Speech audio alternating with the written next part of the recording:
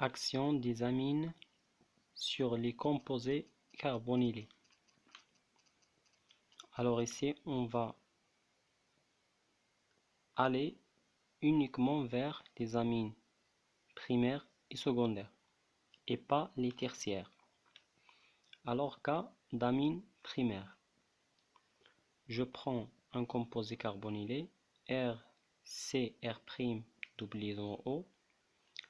Alors ici, j'utilise un catalyseur H+. Pour quel rôle? Juste pour activer la liaison C', pour lui rendre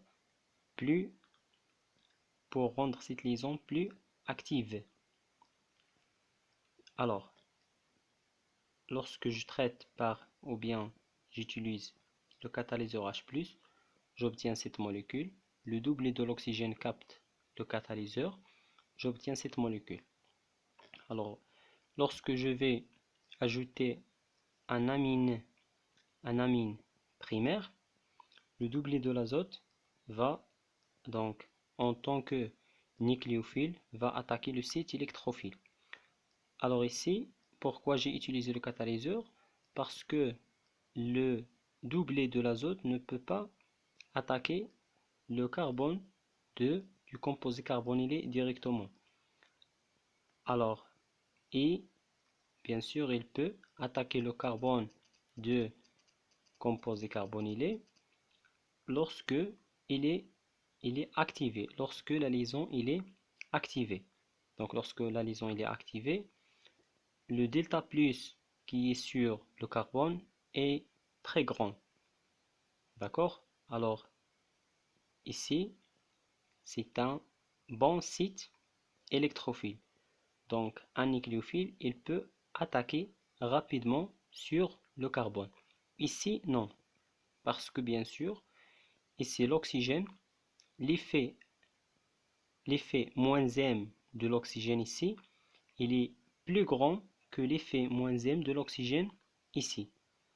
D'accord? Parce que l'oxygène, bien sûr, il perd ou bien il a besoin d'électrons, et ainsi que l'oxygène, il a une électronégativité plus grande que le carbone.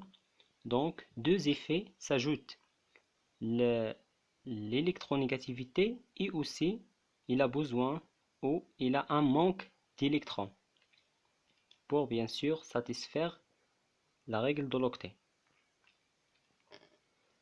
Alors le doublet de l'azote, il peut attaquer facilement ici et ici non. Donc c'est ça le rôle du catalyseur pour l'activation de la liaison CO. Alors le doublet attaque en carbone, bien le site électrophile, j'obtiens cette molécule. Voilà. Alors la liaison entre l'azote et le carbone, voilà la liaison entre l'azote et le carbone. Bien sûr, le site, c'est une liaison. Bien sûr, l'oxygène va capter les deux électrons d'une liaison, bien sûr, l'un des deux, pour avoir OH ici, d'accord? Alors, le doublet de l'oxygène va capter le H qui est sur l'azote. Bien sûr, ici j'ai deux H sur l'azote. Voilà le premier et le deuxième. L'oxygène, ou bien le doublet de l'oxygène peut attaquer ou bien peut arracher cet hydrogène là. Il est un hydrogène acide. Donc j'obtiens cette molécule. Voilà, j'obtiens cette molécule. Alors ici, je vois que pour bien sûr, pour se débarrasser de OH, OH c'est un mauvais groupement partant. C'est un mauvais groupement partant comme les amines. D'accord? Alors on rend le OH sous la forme d'une molécule de H2O. Alors comment? Bien sûr, c'est le doublet de l'oxygène qui va capter H pour devenir sous la forme de la molécule d'eau. Donc il est facile de se débarrasser de cette molécule. Alors, bien sûr, pour se débarrasser de cette molécule, le double libre de l'azote va retourner entre l'azote et le carbone. Bien sûr, ici je fais moins H2O plus H2O, ce sont des réactions équilibrées. Alors j'obtiens cette molécule. Voilà, cette molécule, je fais éliminer mon catalyseur, moins H+, j'élimine le catalyseur, moins H+, j'obtiens ici, donc, bien sûr, ici j'ai NH2R1. Donc R1, c'est le groupe lié à l'azote. Donc ici j'ai R1, N, double liaison C, R, R'. Ici c'est l'imine substituée, car ici j'ai R1. Si j'ai en place, ou bien à la place de R1, j'ai un H, je dis que j'ai une imine non substituée. Alors je passe au cas d'amine secondaire. Alors ici, la réaction moins H2O plus H2O, réaction équilibrée. Cas d'amine secondaire. Je prends toujours le composé carbonylé que je vais activer par H+. Voilà, les deux électrons vont tomber sur l'oxygène. Le doublé de l'azote ici, j'utilise l'amine secondaire. Toujours par la même méthode, le doublé de l'azote va attaquer dans le site électrophile pour obtenir cette molécule. OH, le doublé de l'oxygène va capter le H pour avoir cette molécule. Toujours, je débarrasse de la molécule de H2O, le retour du doublé de l'azote pour obtenir ici, j'obtiens l'iminium. L'iminium sous cette forme R, R', C double liaison O, et j'ai un plus sur l'azote N, et c'est G, R1, R2, l'iminium. Une remarque importante, remarque, l'iminium est instable. L'iminium est instable.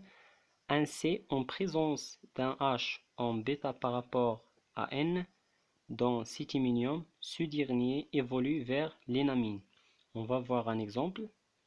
Alors j'ai ici l'iminium. Alors j'ai ici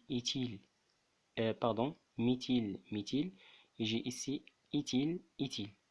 Alors, comme vous voyez, alors ici on a dit que ainsi en présence d'un H en bêta par rapport à N. Alors, les H en bêta par rapport à N, alors ici j'ai l'azote, la position alpha, tout ce qui est lié au carbone, il est en position alpha par rapport à l'azote. Et tout ce qui est sur ce carbone là, alors ici j'ai le premier carbone lié à l'azote, ici le deuxième carbone.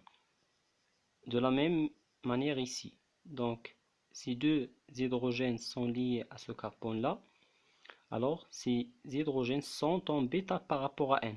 Alors voilà N, voilà la position bêta par rapport à N. On dit que ces H là sont en position bêta par rapport à l'azote. Alors si j'élimine un H parmi ces hydrogènes rouges, j'obtiens donc je débarrasse d'un hydrogène.